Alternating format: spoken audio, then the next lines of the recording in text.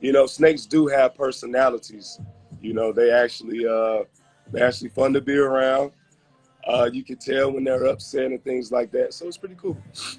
Now, is there ever been a time where, hey, you know what, two or three snakes, hey, they got out of their crib or they got out of their little glass container, be like, hey, Yes. listen, we need help of you know, somehow, you know, I don't know Well, if you're seeing. there's been a couple of my snakes that have got out their cages, but they didn't do anything. They just found a place to lay and they just stayed there. So they're not really like as bad as what a lot of people are trying to say they are. They're real docile creatures, and you know, I love them. You know, I think they're really awesome. I also have um, a phoenix blonde um, tarantula. A spider, tarantula, Yeah, and what does the spider eat? they eat like crickets and stuff like that. So you, And listen here, in my household, kids, if there's a spider in their bathroom, I don't even kill it. Listen here, I don't want nothing to do with don't kill it. Don't kill it. Don't kill it. Let me So have it. Let me have it. let's. It's so funny. I've interviewed Kuz and Caruso, and usually fans want to know because it's unique because of this pandemic, people quarantine, but yet the Lakers, if we resume, are championship contenders. So people want to know, like, workout wise. I know what Uh-huh. how you have, and your estate over there. Like, what are you doing? You're considered probably one of the most well conditioned athletes in the whole NBA, not alone the Lakers. Like, what are you Mhm. doing during your quarantine time to stay in basketball shape, just in case a season does happen? Hopefully. Well, I do a lot of boxing, a lot of mid work, you know, for a lot of conditioning. So I won't have to do a lot of running around. You know, it's just bad for my knees. So I try to do a lot of things that are, you know, not too hard on my body, but it's going to give me a really good workout. So I've been doing a lot of boxing. Then I do a lot of strength and conditioning. And I started out the quarantine doing this. It's called a One Punch Man workout. Okay. And I don't know if you ever heard of One Punch Man. No, I've heard of it. No. So One Punch Man is a show on Netflix. It's about this scrawny guy who looks like he has no power. All it takes is one punch, and he can knock any and everybody out with one punch. He don't even have to punch hard. So he has this workout, and everybody think it's just this crazy workout because he's so strong. And it's simple. He does 100 push-ups, 100 sit-ups, and 100 squats, and he runs 2 miles every day. So in the beginning of the quarantine, that was my workout. I would just do that every day, and it's more so not more so about the discipline in doing the workout every day, which that was the reasoning behind One Punch Man saying he did this every day. So it's more so discipline because it's like that every day you got to get up and do this workout no matter what's going on at home, no matter how Right. you feel. You know, it's kind of like how we have to be. We got to be disciplined with our training, disciplined with our foods and stuff like that. So I do a lot of that, which has kept me in great shape. You know, I've been watching a lot of Dennis Rodman because, you know, Hey, people said I got the same hair and all that stuff. So, but you know, he's been amazing to watch him. And you know, I haven't really watched it, but you know, I've been knowing about Dennis my whole life, and just a lot of people giving him the respect that he deserved. You know, from what he's done in the NBA. I think it's very unique when you have someone who is a future Hall of Famer in yourself, a 10-time plus All-Star, Defensive Player of the Year. I've accomplished literally every individual. And then towards, I can't even say it's the end of your career because it's not, because of how you're in shape and how well you played this year to show everyone. You could play 4 or 5 years depending on whatever you want. But I think it's curious for fans that want to know is your mindset and thought process of, hey, you know what, to be able to have a chance to come back to LA, to be able to play with LeBron, AD, win a championship. Like, what went through your process? I know you were traded in Memphis, but to be able to say, you know what, this is an option where maybe fans thought that it would never have been an option 4 or 5 years ago. I know life comes full circle. Yeah, it's crazy because for me it really at the moment it wasn't a option. You know, I was really upset about how things ended the last time I was in LA, and I felt like I got so much, you know, criticism, you know, for leaving. And so I was like, man, I would never go back. You know, I hated that place. Like I was just so upset. And last summer I was really working on being able to forgive and allowing my ego to leave, and just work on forgiving people in situations that I felt like I was wrong then, but not looking at the picture like what did I do in that situation. So it's like I gotta forgive.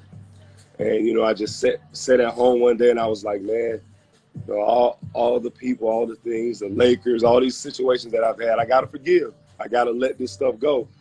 And it's like, man, I'm not upset. I repent for just being this way. And then a couple weeks later, I get a call like, hey, would you play for the Lakers? And I was like, of course, I would definitely go back and play for the Lakers. No problems. And then 2 weeks later, I was on the Lakers. And I was like, man, this is just so crazy. And coming back to the team, I just said, you know what? I don't care about anything. I don't care about how many points I score, how many rebounds I get, who gets the praise, how many minutes I play, if my name is going to be in the newspaper, any of that stuff.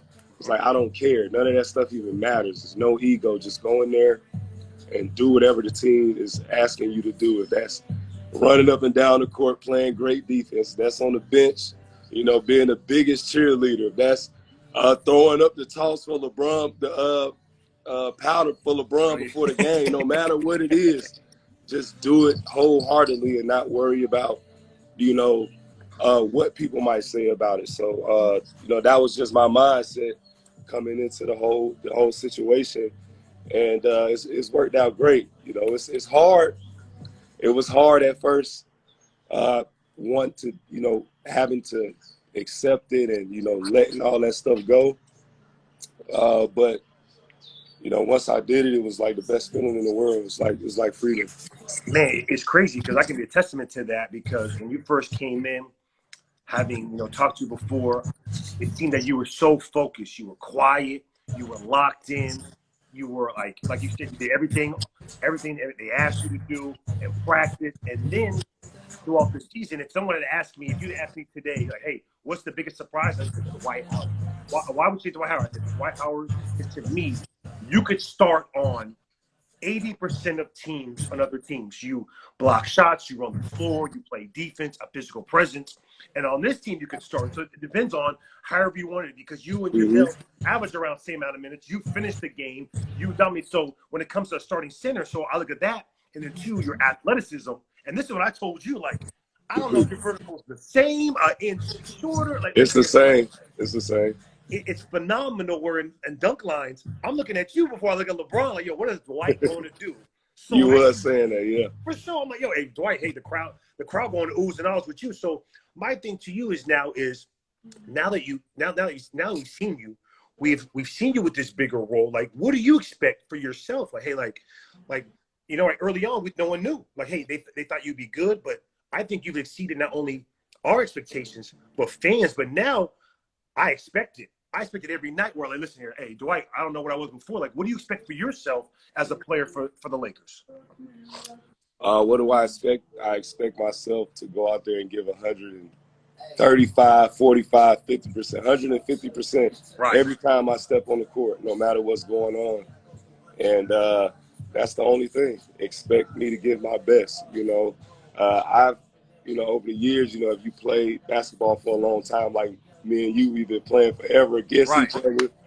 It's just like when you put too much expectations on people or yourself, that's when you tend to get disappointed.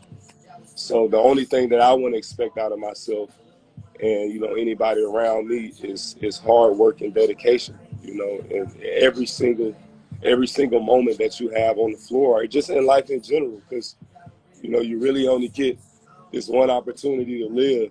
So every moment counts. And that's how I looked at this season. Every moment counts. No matter what's going on the floor, every moment counts. And it's hard to take that approach, sometimes, but it's like you have to approach life, basketball, everything we do with every single moment counts, because you never know what can happen.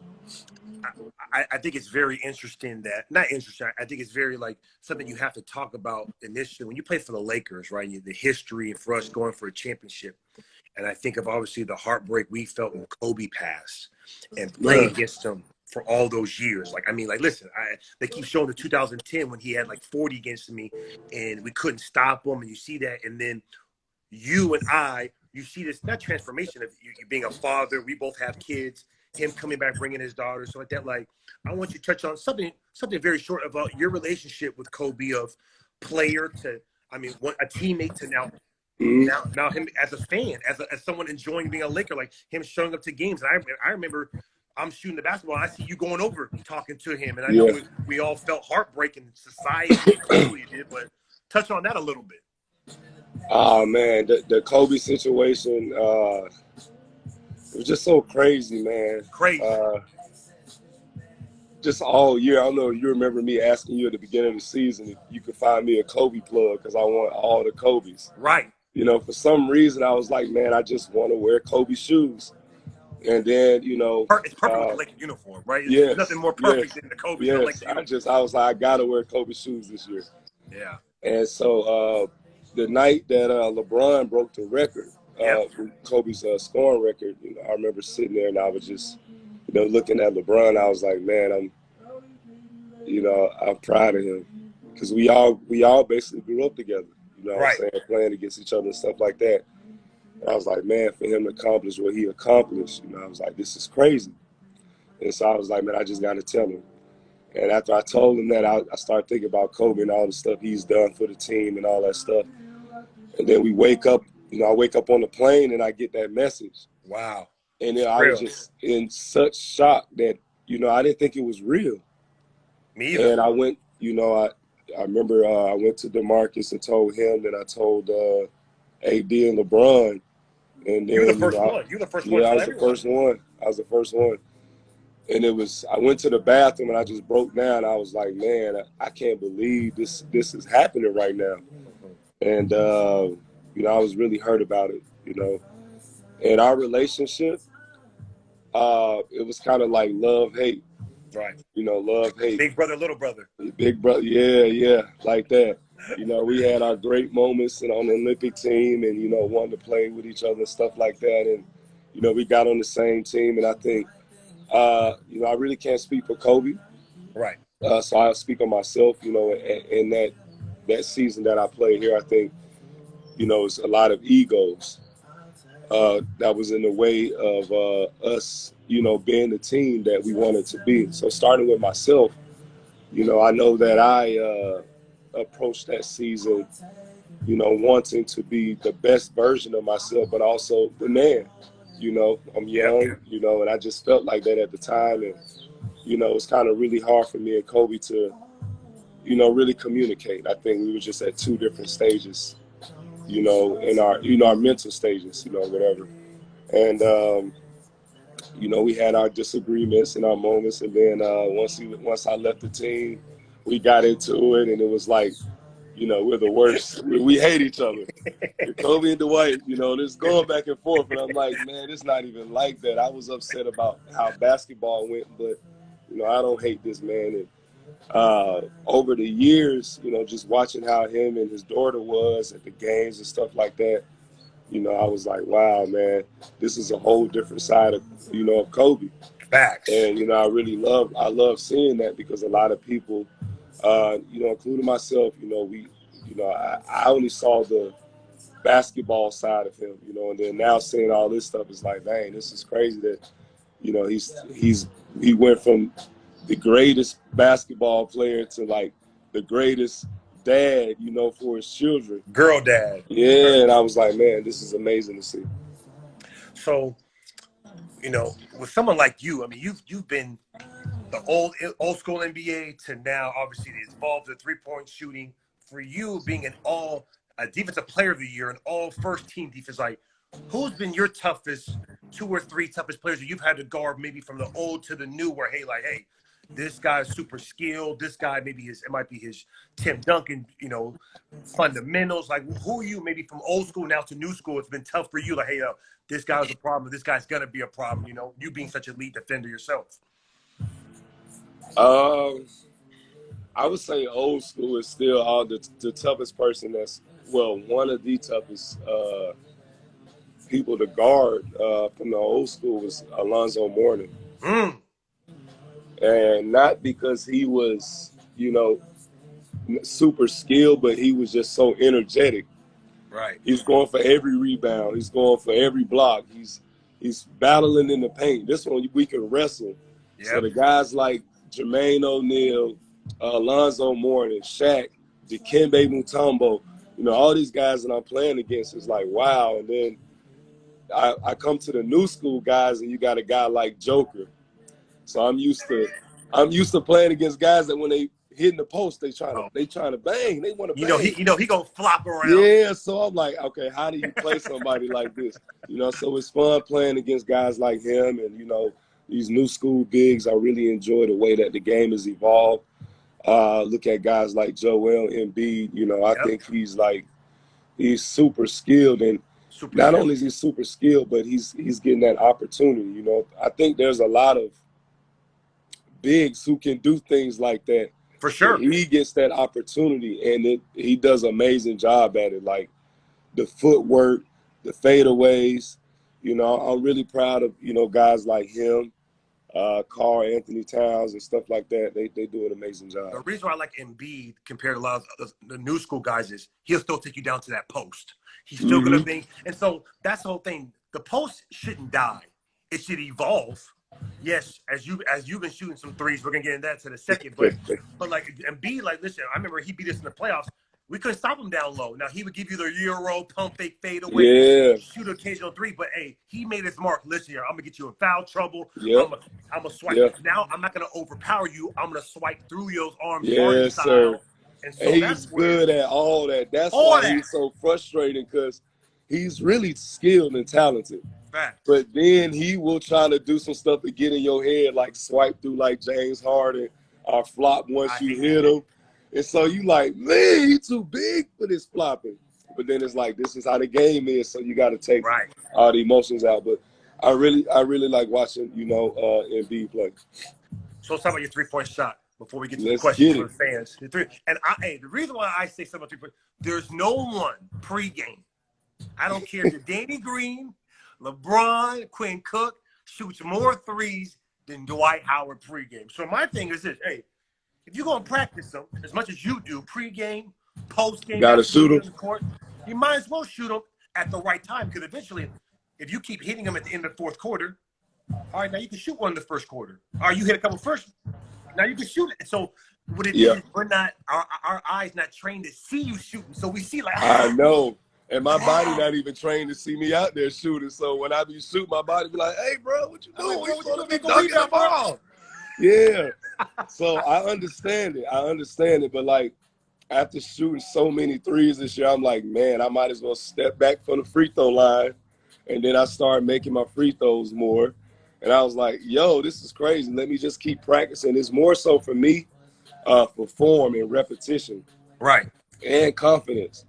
And, I know right now that, coach doesn't want me to shoot threes, and my role is to do one thing. So as much as I want to get out there and shoot the threes like I do in warm-ups and stuff, I'm going to do exactly what y'all need me to do and win. That's it.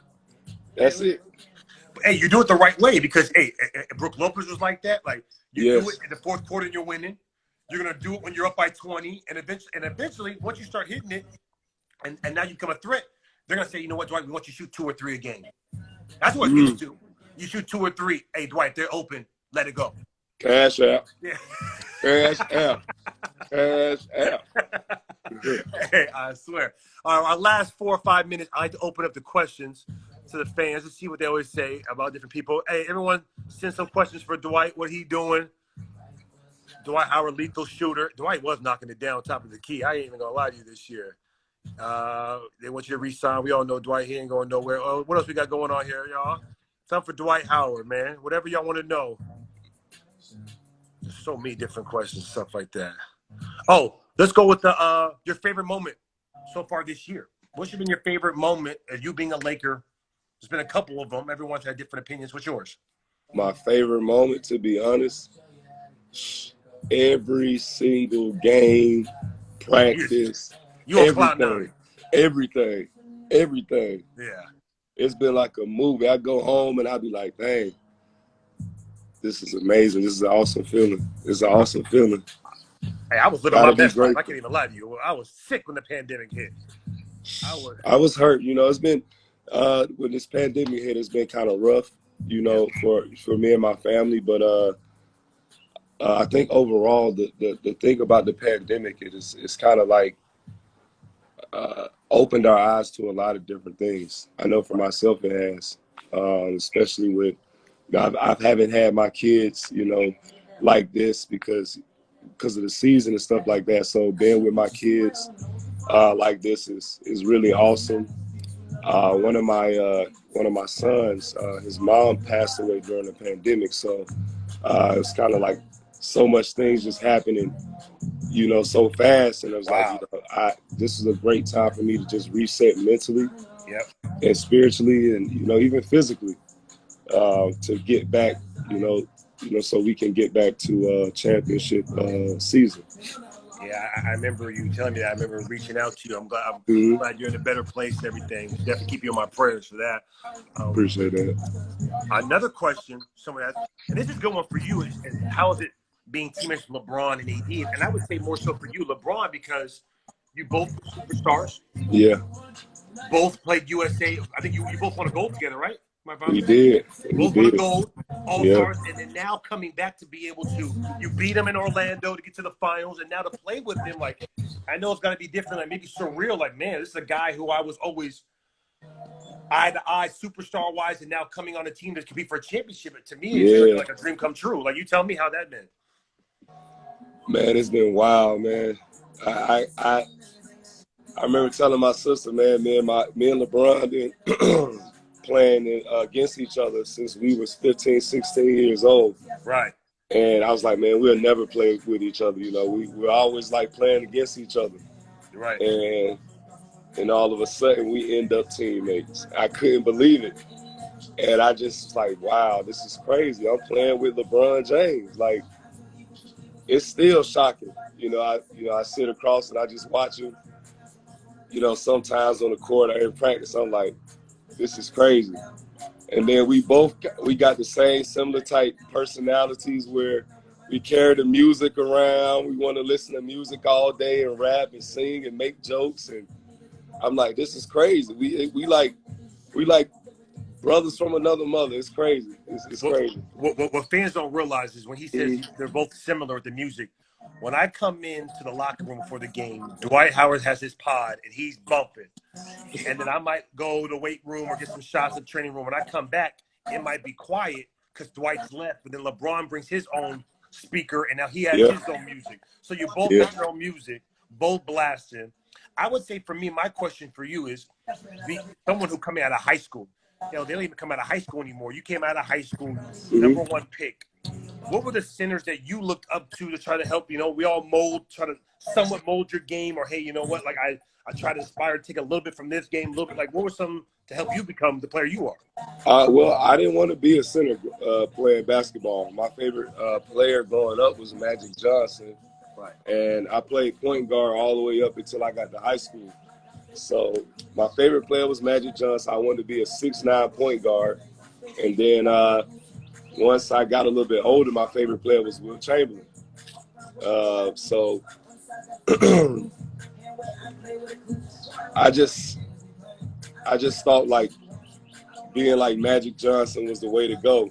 For And sure. then I didn't know who Shaq was until I would say my junior year in high school. I saw the Lakers play against Philly in the finals, and I was like, man, this dude is elbowing, like he's killing Dikembe. Right. And so I was like, yeah, like this I'm gonna have to be playing against when I get to the league. I gotta get my weight up. Yeah. That's what I was thinking. But nah, man, that I would say Shaq, and then Kevin Garnett because of his intensity and stuff like that, and Yep. then Tim To Duncan get because it's how he played. And I remember the first time I played against Tim Duncan, I was so nervous playing against him because it's like somebody that I watched a lot. And my first shot, I tried to shoot a bank shot like Tim Duncan, and I tried to shoot it off the glass. and it hit the top of the backboard and rolled off the side and came down. So I was like, dang, this NBA is something different out here. Last question, and this is a good question because even I want to know the answer. Mm-hmm. Why the number 39? I've had about 4 or 5 people. This is a good question to ask because what number are you with the Lakers before, and what have been your numbers? I know you were 12 at one point, right? It was, yeah, it's really 12. 12. 3 plus 9 is 12. That's why I got it. That's how you got it? Not why I got it. That's a part of it. It's a long meaning behind it. But basically, if you look up number 39, it is a very spiritual number. It has a big meaning. Yeah, so I really can't. I really can't get into it. That's good enough. It's that's a lot. Spiritual media. 3 plus 9. It's a lot. 12. It's a lot. It's a lot. All right. But hey, my boy DJ Bamboozle, you know him, the DJ, team DJ. He just hit me with, hey, ask him about the Atlantic Celtics, the AAU story. And so, if people don't know this, I played against Dwight twice in high school. They're the only team to beat us. Huh? Yeah, we were the only team to beat them. The only team to beat us. Yes, sir, buddy. I played for EBO. My teammates were Jordan Farmer, ex-Laker, Nick Young, ex-Laker, Lorenzo Mata, who you were dunking on. That's my guy who went to UCLA. And so Dwight was the most dominating player I saw. I didn't know he was number 1 in the country before this year. He's dunking on everyone. I'm like, yo, who is this guy? You had Josh Smith on your team who was jumping from free throw. Yeah. NBA player. Randolph Morris, who went to Kentucky. Randolph NBA Morris. player. He was the most massive high school team. Yeah. Almost popped your ball. Who was your point guard? There was like the point guard was Javaris Kennedy. My son is out here going crazy with the dogs. Javaris Crinton, I forgot. Yes. Javaris Crinton. And so the quick story before we wrap up is I'm leaving Loyola Marymount. I see Dwight Howard in the parking lot, and I say, hey, man, good luck in the pros. I'll see you there. Yes, and now sir. here we are, teammates later on. That's 16 years later, man. Man, I appreciate it. Get back to the kids and having fun, man. Do your thing. I appreciate my little 30 minutes, Thank you, man. Thank you, Laker Nation. Appreciate y'all, man. Love y'all. JD, man. Thank you, man. No, thank you. Appreciate you. Anytime, brother. Yes, sir.